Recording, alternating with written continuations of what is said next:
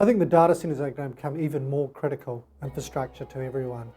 So where today you'd have the police, or you might have hospitals or health centres, etc., as critical infrastructure, now you're going to start looking at data centres in the same light, given that the amount of data that's kept in them, as people use the cloud more and more, it becomes ubiquitous, then that's the data is going to be stored in the data centre, accessed from a data centre, and needs to be secured in that data centre.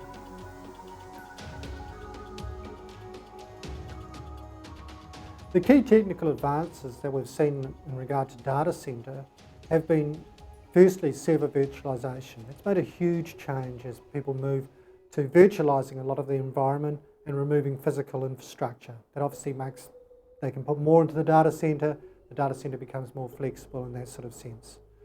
Other big changes that have started to happen is the way people have moved into the internet through using devices like smartphones, but also now very much using effectively mobile everything. Wearing wearables, wearing smartphones, and moving a lot of their data between different devices. So therefore data centres need to be syncing up with each other, as this is now the key place where people are putting their storage.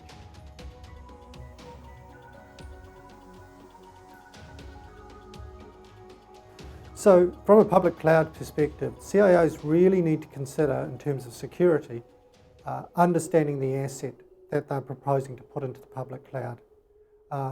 They need to also understand how that asset is connected in terms of data flow. What is it connected to? Who it is connected to? They then need to start looking at and evaluating the cloud provider. They need to look at it from the point of view of where responsibility for security is, and also what security controls are offered. From an overall security view of public clouds, though, they are generally relatively secure. These organisations' livelihood is based upon being able to provide a secure platform, so they put a lot of effort into it.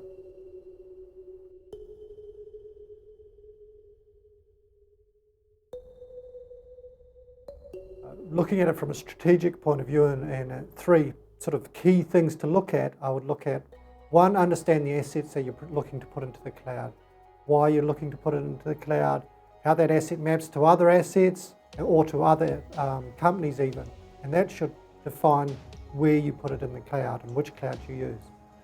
You also may want to look at what it is you're trying to achieve. So is it moving business functions that are not core into the cloud? Then you'd be looking at a SaaS provider. Or is it building infrastructure or development? Then you're looking at infrastructure as a service, platform as a service, and looking at the various providers, what they offer.